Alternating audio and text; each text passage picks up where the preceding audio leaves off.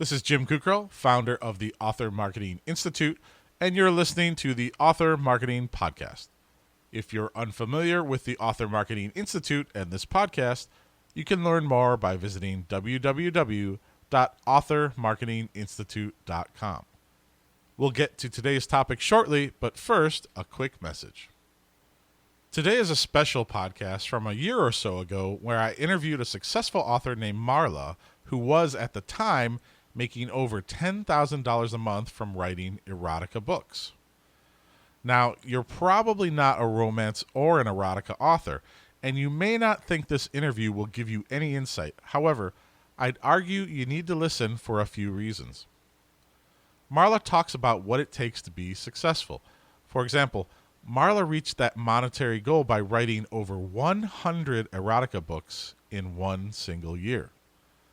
And sure, that seems like an over-the-top goal, but once you hear how she did it, you might find inspiration in how you can write more as well.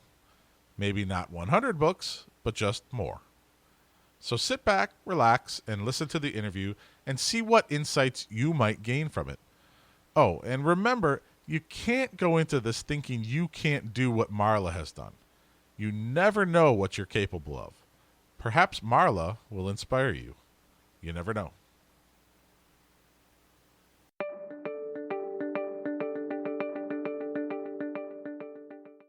Hey everybody, it's Jim Kukrow from Author Marketing Club, and I wanted to do this special recording today because I came across an author who is writing in the romance erotica area, and her name is Marla, and she posted a post on a web board that a lot of writers hang out at, and the title of the post was 1 year, 100 titles, my results. And inside that post was a breakdown of how she went through and posted 100 erotica titles and the things that she learned from it. And I thought the post was one of the best things I ever read in terms of authors, very great, smart insights and real life experience from an author who's doing it successfully. And I asked her to come on. So Marla, how are you? I'm doing great. Well, thank you for being here. And before anyone emails me or texts me or sends me a message, Marla has her pseudonym and pen names, and we're not giving those out, and we're also not giving links to her books because Marla, wants to keep her success. Well, you could explain it a little bit better than I can. Yeah, I really like to keep the two separate, just because I guess when I don't want people looking up my name and attaching it to the erotica, Right. just for future things. You never know what's going to happen in the future, so it's kind of good to keep it separate, I think. Now, just so we know, what kind of books are you writing under your name that are different than the erotica books? You write what kind of style books?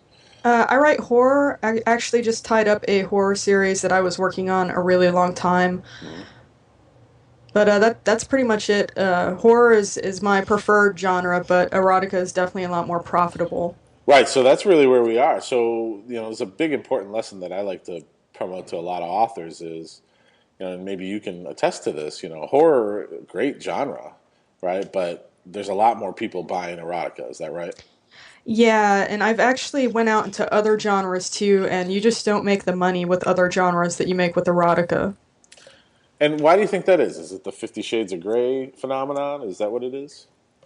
I think it might be also the sex industry has always been a lot stronger than people like to take Obviously. it for. Yeah.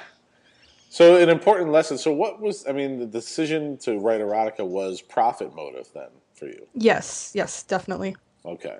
So, it's a lesson that a lot of people, it's kind of contradictory when I tell people to write what you know or write what you're passionate about. But then, for example, Marla, I had a guy who, wrote a 16th century French poetry book, and he wanted, he's spending a lot of money to market the book, and I had to tell the guy, look, there's just not many people in the world who want to read your book. It's just the way it is. It's not, you should consider if you want to make money as an author that you should write in genres that people exist. It's the same thing for businesses.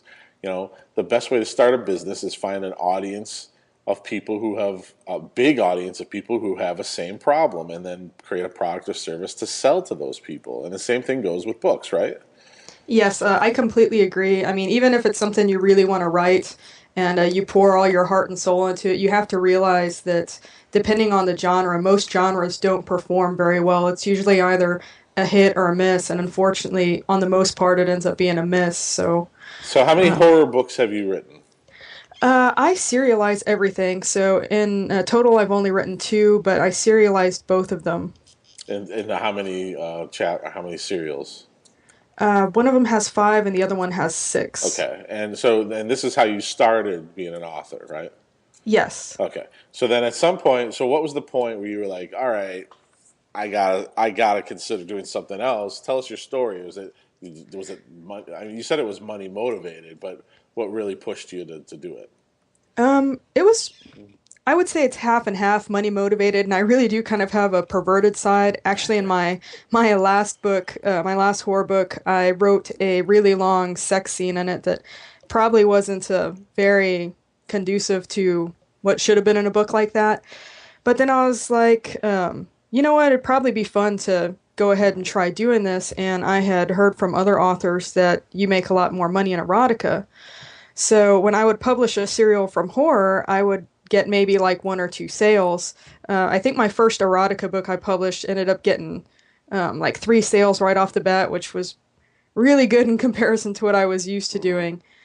So I started just publishing erotica and noticed that I was getting a lot more sales right off the bat. And after that, that was it for me. I was sold. I was gonna stay there. So as I mentioned in the beginning, Marla has written over 100 erotica titles. And how long did it take you? Is that in a year? Yeah, it took a little bit over a year. And those are pretty. I mean, they got to be. What's the average length of each book? They're usually under 10,000 words. Okay, so 10,000 word book. I mean, in some cases, that's a feature article in a magazine or a really nice long blog post, and so you're pricing them anywhere from what 99 cents to $3 probably. Everything I write now is priced at $2.99 unless it's a the first part of a series. I'll set it to permanently free or price it at 99 cents. Okay, wow, okay. So let's before everybody's like, oh, this is BS. She's not making any money. Let me pull up this thread here, and just talk about how well she's doing with this. Because again, I'm not making this up. Marla posted this on a bulletin board online and promoted this. So she said in August 2012, she sold 59 books.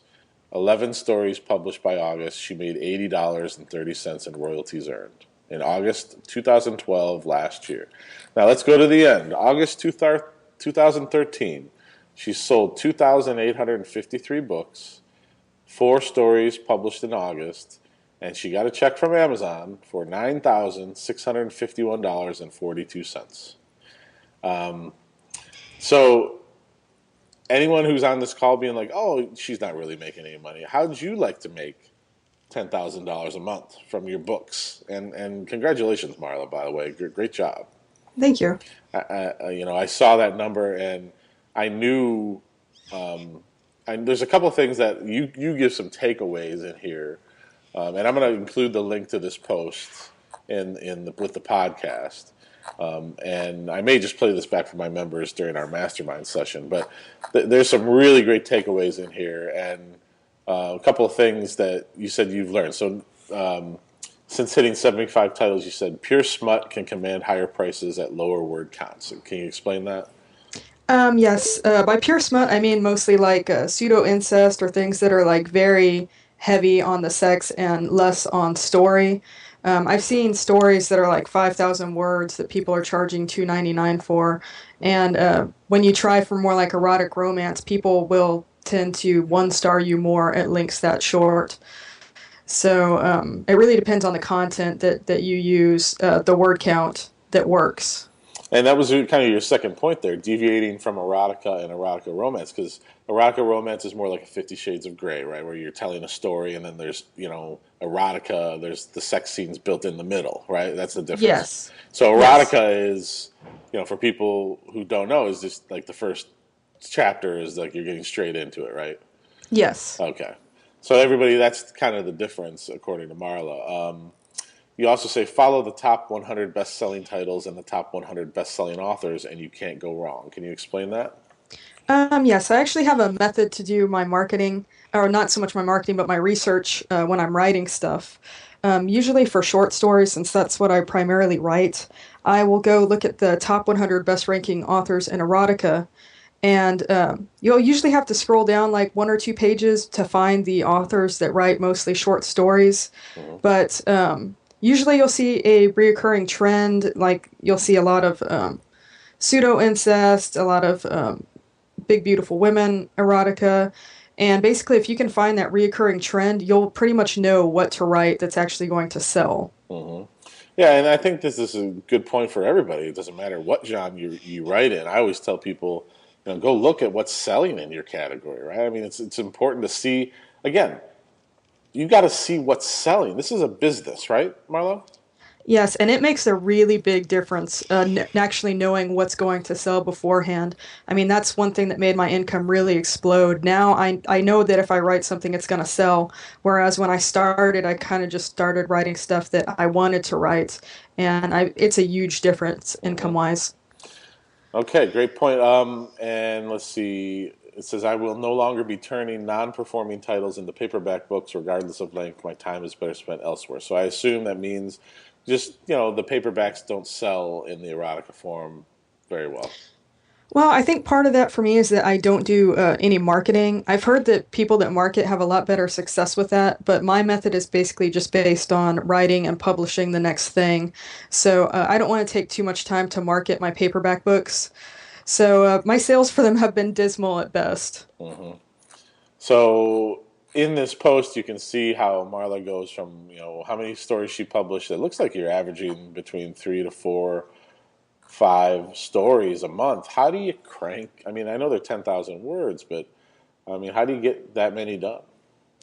Well, I write full time. I'm now fully self-employed, and I kind of have a method where I'll write 5,000 words one day, and then the next day I'll write 5,000 words, and then on the third day I will create a cover and edit and publish the story. Hmm. So I try to work it out to where something gets published every 3 days, and then I'll usually take a day or two off in between. But it's just being really disciplined with it. You have to sit down and write. Sometimes you don't want to, but you kind of got to force it out. Now, that's a great point. I mean, so many people get into the business of thinking that they're going to be an author and earn a living, and they don't treat it like a job. You really have to, don't you? Yes. It's not going to Yeah. just wake up and hopefully you write a bestseller and a million people see it. It just doesn't work that way, does it? No, and I've noticed that a lot of people that try the method, they'll write maybe one or two books, and then they won't see the big gains, and they'll quit writing. And I think what people really need to realize is that it's a marathon, not a sprint. Hmm. Things build over time, and they snowball over time. There's a really great pricing strategy that you have here in this post. Again, we'll post this where you talk about how you price books based upon word count. Stories 3,000 words to 15,000 words, you price it $2.99, and then as soon as you get over 15,000 words to 35,000 words, you add another dollars to $3.99, and how you do that, and that pricing is generally, I I've always rejected the thought that people actually look at the word count, but I mean, do you tell me you think people actually look at that? I The really length? don't. Some people have kind of caught it. I've seen people in my reviews that have mentioned you write by word count, and I don't know if I guess I kind of do. I kind of know where a story's going to start and where it's going to end before I write it, and where the pricing is going to fall. Um, But I guess the question is, I mean, I guess maybe it's the expectation. That makes more sense to me. Like, if I paid $6.99 for a book and it was only 15,000 words and I read it in 20 minutes, I might be like, man, why did I pay $6.99 and then leave a bad review, right? yeah, those aren't really the people I'm trying to target, though. No. So yeah, No, because you're writing mostly the shorter books, but this pricing strategy you put up here is mostly the majority of your books are $3 or less, right? yes. Okay, but this pricing chart you put up here is just how you would price if you were writing a lot of books at a higher level, higher word count, right? If they were erotica, yes, I would keep to that pricing Okay, all strategy. right, I see. Okay, so you've got 14 free books, you've got 12 at 99 cents, and then the majority 58 books at $2.99.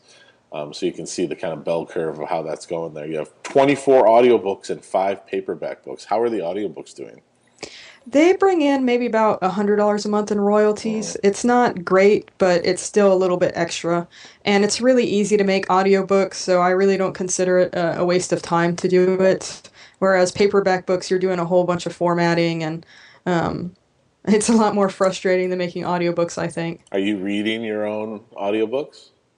Yes, I proofread everything No, that. but I mean the audio read. Is it your voice? No, no, it's not. I don't have the voice for that. I use Sure a you bunch. do. Oh, thank you. I don't think so, though. Well, nobody likes the sound of their own voice. I have a nasally Cleveland sound of my voice, but everyone seems to like it when I speak or on stage. So that's how it goes. So that would be kind of weird to read your own erotica, maybe, though, Yeah, probably a little bit. I even blush when I hear other people reading it. huh? So you've got, we're wrapping up here, but you've got some really great other information in here where you talk about series always sell better than standalones, right? Yes, they definitely have a longer, I would say a longer shelf life than standalones do. And you don't use KDP Select. No, one of my big income bumps was when I actually got out of KDP Select and put my books with all the retailers. And then I saw a huge bump. So can you talk about, I mean, still Amazon your top seller or the other places sell better? Amazon is definitely still my top seller. Apple is a pretty close second at this point. Okay, great. So are you using a service to distribute all your books or are you doing one by one? I do everything one by one as much as I can. Like I publish direct to Amazon, Barnes and Noble, and all romance ebooks. And I use Draft to Digital for Apple and Kobo, and then I use Smashwords for all the other Oh, smaller okay. retailers. And you still, I mean, you still find it's worth your time to do all of those because it's a lot of work. Yes, it's a lot of work, but I definitely think it's worth it. Okay, so let's see. You haven't had any bestsellers, but you've had several titles in the top 100 best-selling of various genres on Amazon. Your highest ranking ever reached 1,136 in overall of Amazon. That's, I'm gonna, do my quick guess math there. I'm assuming you probably sold, 500,000, 2,000 books that day or something like that. I think it wasn't quite that much. I think it was more like I want to say somewhere between, and this is a big dip. That was a while ago. Between 100 and 300 copies a day. But that was overall 1,000 in overall all books in Amazon. Okay, not just a category. Yeah, that was overall in all books on Amazon. Right. Wow. So and you have 3 pen names now. What are the pen names specific to certain series? Is that why you did that? Why not just put them all under one? Well, I one of the pen names was for 50 Shades of Grey book that I did, and that one I kind of wanted separate from my main pen name because I didn't know how the readers for my main pen name would react to that. And then the other pen name I have is for like the pseudo incest and stuff that I'm pretty sure my main pen name readers would also not appreciate. So I kind Okay. of separated them that way. So what was the point of publishing this up here? I mean, I know it wasn't to brag. I mean, if it was to brag, you would link your titles and show the world. I mean, why tell everybody this? Because I think inspirational threads are very important to help other people get off the ground. I actually started writing this way from another similar thread that I read, and I read it and I was like, you know what, I'm going to give this a try. And the original thread that I got my information from was not for erotica, it was for just regular genres. But when I switched it into erotica and it boomed, I was like, you know what, I'm going to share my story so that other people can get inspiration like I got inspiration from that original thread that I read. I have 2 more questions. Number one, are you married or in a relationship, and do they know that you do this? No, I am happily single. Okay, and would if you were to get into a relationship, would you let them know? Oh, yeah, definitely. Okay, you'd obviously want to be with somebody who'd be okay with that, correct? Yes. I would say that would be smart. And my last question for you is, in August of 2013, you've done almost $10,000 You've written 100 books. What can we expect from you a year from now? What's the plan? 100 more books? 150? I'm hoping to pump out another 100 titles. Actually, right now I'm up to 103. So I've been working since I made that post still. And, I plan on continue to push forward. And how many hours a day are you writing? Usually only about 4. Wow. So you've got a nice business going there. I mean, I think it's inspiring for people to understand how successful people can be with this. So congratulations. Thank you. Yeah. So I will post a link to this information for all of you who want to check it out. Again, thank you, Marla, for being here and giving us this inspiring story and helpful information. I know that a lot of authors are going to look at this and go, "Wow, maybe I could do this as well." Right? Yep. It's definitely repeatable. It's definitely repeatable, and next thing you'll be creating is the online course to teach people how to do it, right? And you can sell that for $150 and teach people how to do what you did. You never know. You never know. Well, let me know when you're ready to do that, and we'll help you promote it at Author Marketing Club, and we'll work with you on that. So, again, thank you so much for being here, everybody who's a member at Author Marketing Club. I hope you enjoyed this. This is real people, real person starting a business and becoming a full-time author and earning a really nice income. I don't know about you, but I know a lot of people who are writing books right now who would love to get almost a $10,000 check from Amazon every month. And it's probably going to go 3 or 4 times that by the time she's done. So thanks, everybody, for listening. Have a great week. And, hey, better get out there and get writing. This is Jim from Author Marketing Club. See you, everybody. Bye-bye.